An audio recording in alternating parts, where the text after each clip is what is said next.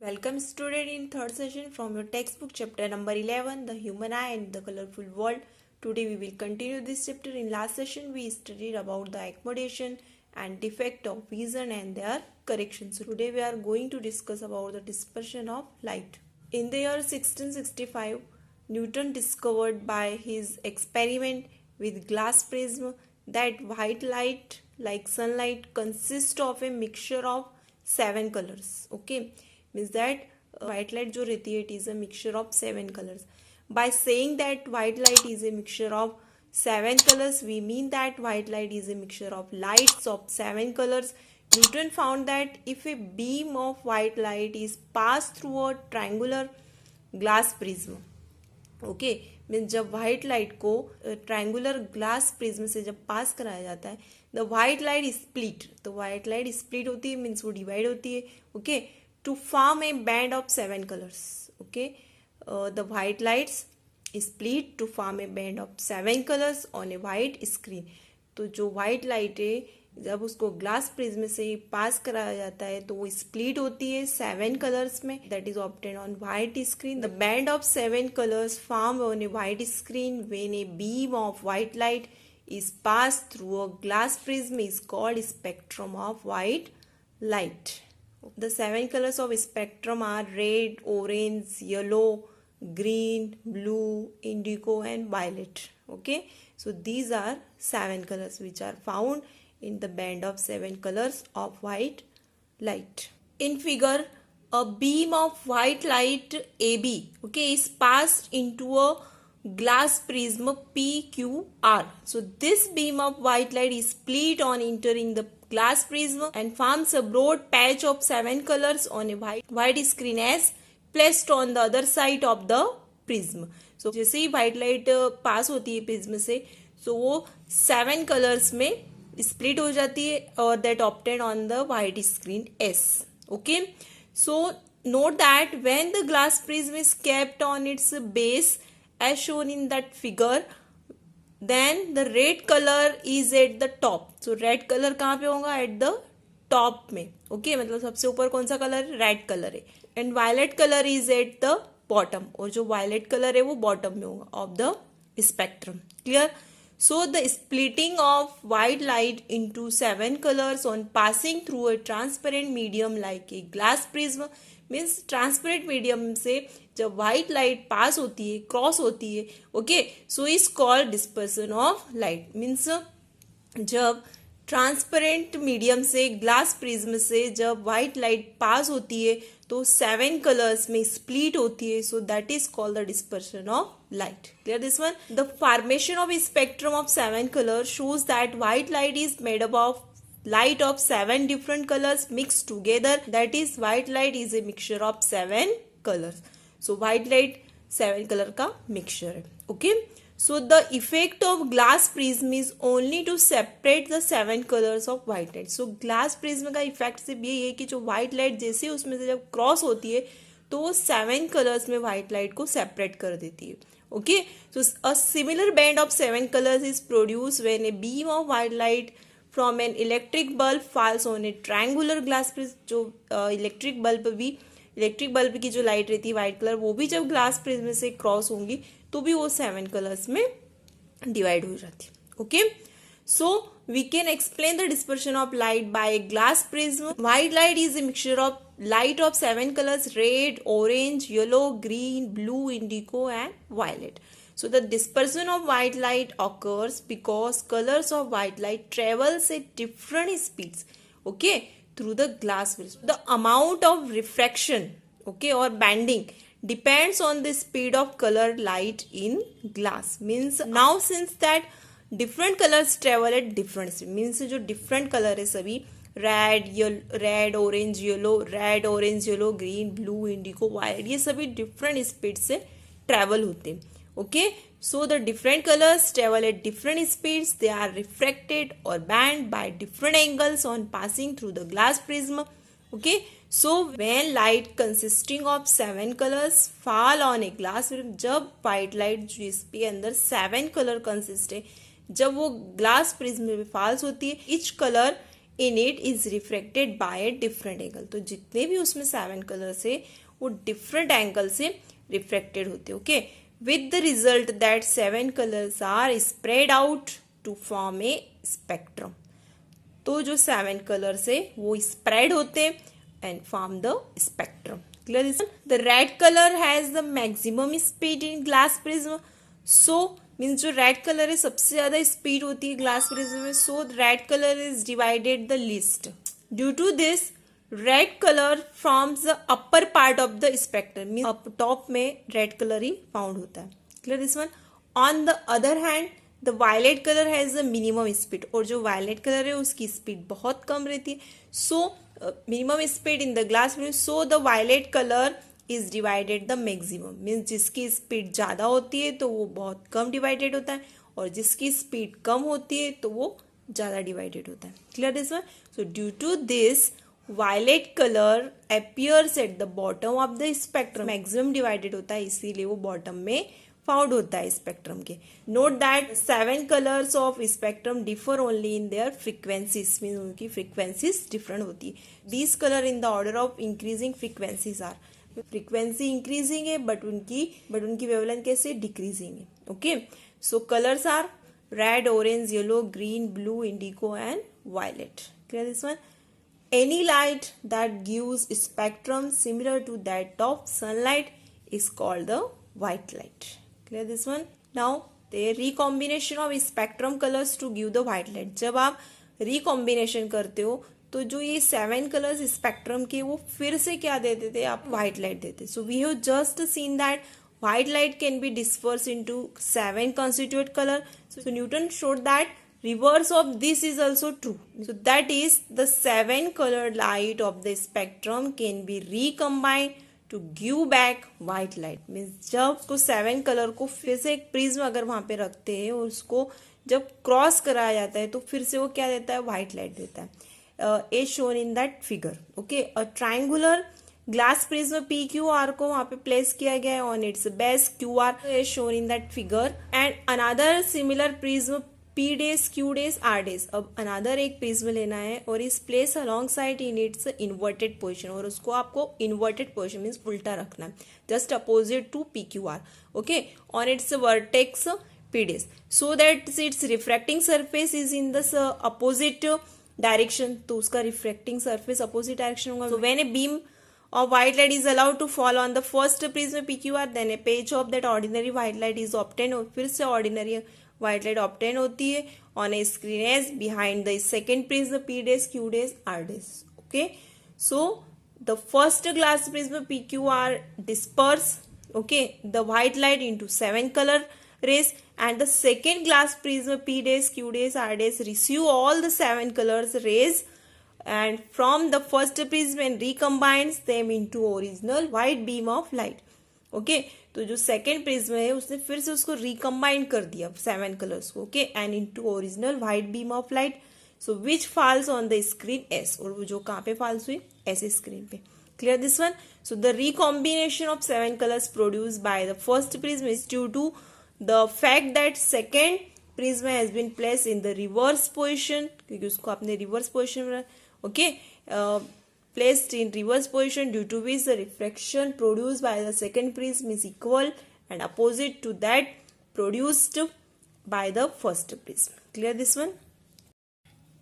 Now next one, the rainbow. One of the most beautiful example of spectrum formed by the dispersion of sunlight is provided by nature in the form of rainbow. The rainbow is an arc of 7 colors visible in the sky which is produced by the dispersion of sunlight by raindrops in the atmosphere.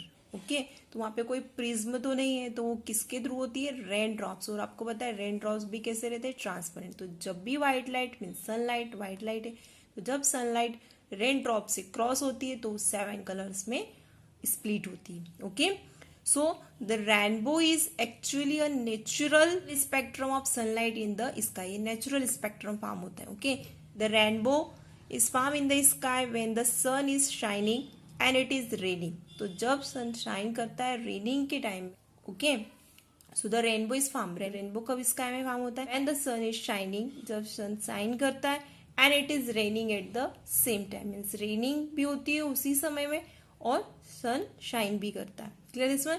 So we can see the rainbow if we stand with our back towards the sun, और वो भी opposite side. Okay.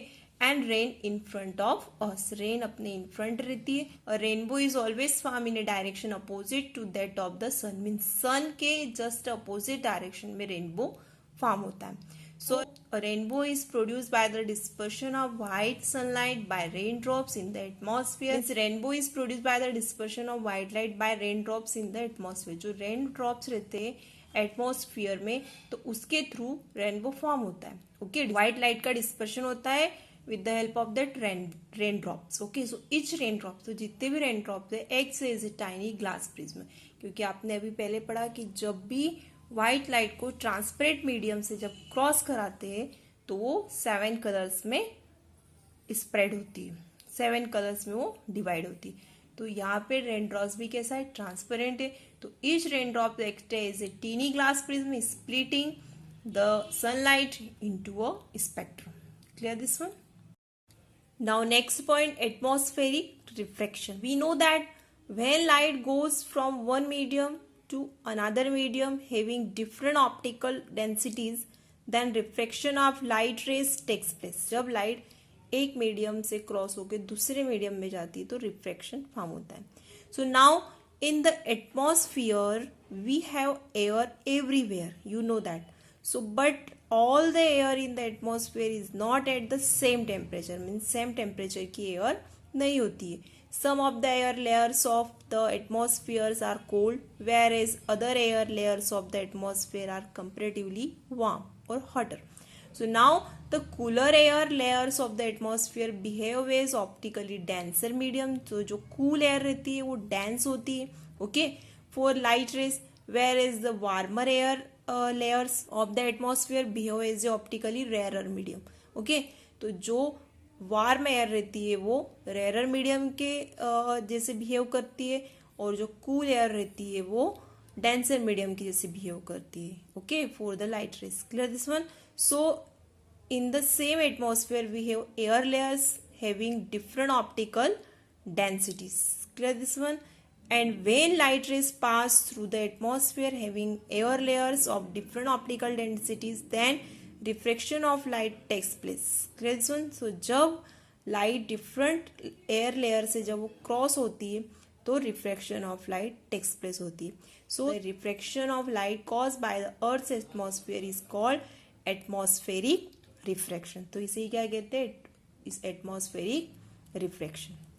जब light earth atmosphere से cross होती है, पास होती है, okay, तो ये क्या कॉज करती है, एटमॉस्फेरिक रिफ्रैक्शन, क्योंकि उसमें रेयर मीडियम और डेंसर मीडियम मीन्स ऑप्टिकल जो मीडियम की डेंसिटीज है वो चेंज हो जाती है. Clear this one. So we can see the effect of atmospheric refraction by a simple observation. If we look at object through the hot air over a fire, the object appear to be moving slightly. जब आप किसी object को hot air over a fire जब आप उसको देखते हो तो वो जो थिंग्स है वो आपको क्या लगता है कि वो स्लाइटली मूव कर रही है. ओके, आपको ऐसा अपीयर होता है. So this can be explain as the air just above the fire becomes hotter. तो जो फायर के ऊपर की जो एयर है वो कैसी रहती है, हॉटर रहती है. Okay, then the air further up, जो उसके ऊपर जो एयर रहती है हॉटर एयर के वो कैसी रहती है, कूल रहती है. पर जो फायर के ऊपर जो एयर रहती है वो कैसी रहती है, जस्ट ऊपर जो एयर रहती है वो हॉटर रहती है. तो इसलिए जब उस एयर के थ्रू जब आप किसी ऑब्जेक्ट को देखते हो तो आपको स्लाइटली मूविंग करता हुआ अपीयर होता है. So this hotter air is optically rarer but the colder air further up is optically denser. Clear this one. So when we see the object by the light coming from them through hot and cold air layer having different optical densities, so then refraction of light takes place randomly due to which the object appear to be moving slightly. Clear this one? So इसी वजह से object जो slightly move करते हुए आपको दिखता है. So this is an example of atmospheric refraction on a small scale. So Note that under normal circumstances, the air in the upper atmosphere is optically rarer, and as we come down, the air in the lower atmosphere is optically denser. जो atmosphere की ऊपरी layer जो रहती है वो rare रहती है, और जो लोअर साइड की जो एटमॉस्फेरिक एयर रहती है वो denser रहती है. So this arrangement of optical densities of air in the atmosphere can however changes according to the local condition such as temperature. तो जो अरेंजमेंट है ये ऑप्टिकल डेंसिटीज का तो वो चेंज होते जाता है, okay, according to local condition such as temperature etcetera at a particular place. तो वो पर्टिकुलर प्लेस के अकॉर्डिंग वो जो डेंसिटीज है वो टेम्परेचर है वो सब चेंज होते जाता है. Clear this one? We will now study some optical phenomena in nature which occur due to the atmospheric refraction of light. So जो atmospheric refraction जो आपने देखा जब लाइट रेज रेयर मीडियम से डेंसर मीडियम या डेंसर से rare medium में जाती है तो होता है एटमॉस्फेरिक रिफ्रैक्शन होता है. तो इस वजह से कुछ नेचुरल फिनोमेनन ऑब्टेन होते हैं. So we will study now that. Okay, so first twinkling of stars.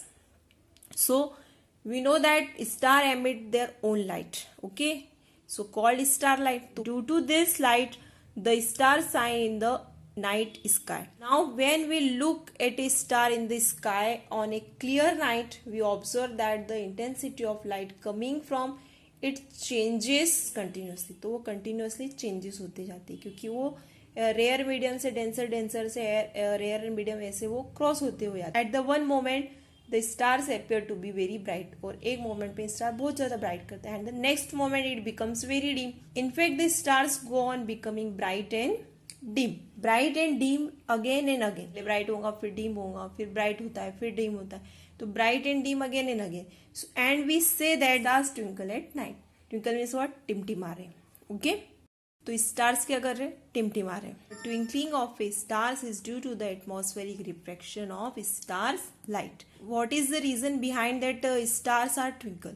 So stars क्यों टिमटिमाते? So the twinkling of stars is due to the atmospheric refraction. क्यों होता है वो? एटमॉस्फेरिक रिफ्रैक्शन के कारण स्टार्स लाइट ट्विंकल करती है. Clear this one? When the light coming from A star, जब जो लाइट स्टार से एमिट होती है तो इंटर करती है एटमॉस्फेयर में, it undergo refraction, okay, और उसमें रिफ्रैक्शन होते जाता है. So due to the varying optical density, varying means different optical densities of air at various altitude, means different height में उसकी जो डेंसिटी वो भी चेंज हो रही है, rare medium denser rare denser, तो इसी वजह से वो डिफ्रैक्शन भी फॉर्म हो रहा है. So the atmosphere is continuously changing due to which the optical densities of air at different levels in the atmosphere keep on changing. Continuously changing atmosphere refract the light from the stars by different amount from one moment to the next. When the atmosphere refracts, more stars light towards us. So the stars appears to be bright. The stars appear to be bright. जब more refraction होता है तो star से जो light आती है अपनी तरफ वो ब्राइट होती है. And when the atmosphere refract less star light, तो जब एटमॉस्फेयर में लेस स्टार लाइट रिफ्रैक्ट होगी तो then the stars appears to be dim. तो स्टार्स अपने को कैसे दिखते? डीम दिखते. In this way the star light reaching our eyes increases and decreases continuously. तो अपने आईज में स्टार की जो लाइट है जो वो इंक्रीज और डिक्रीज कंटिन्यूसली होती है. So due to atmospheric refraction and the stars appear to twinkle at night. इसीलिए जो स्टार्स है वो ट्विंकल एट नाइट अपने को अपीयर्स होते हैं. क्या this one? So do note that do stars twinkle at night but planets do not twinkle at all. Means stars twinkle करते बट प्लैनेट्स ट्विंकल नहीं करते. Next one, the stars seem higher than they actually are. Due to atmospheric refraction, the stars seem to be higher in the sky than they actually are. So light from a star is refracted as it leaves space and enter the earth atmosphere. Okay, जैसे means जो stars की जो light है वो earth atmosphere में enter होती है.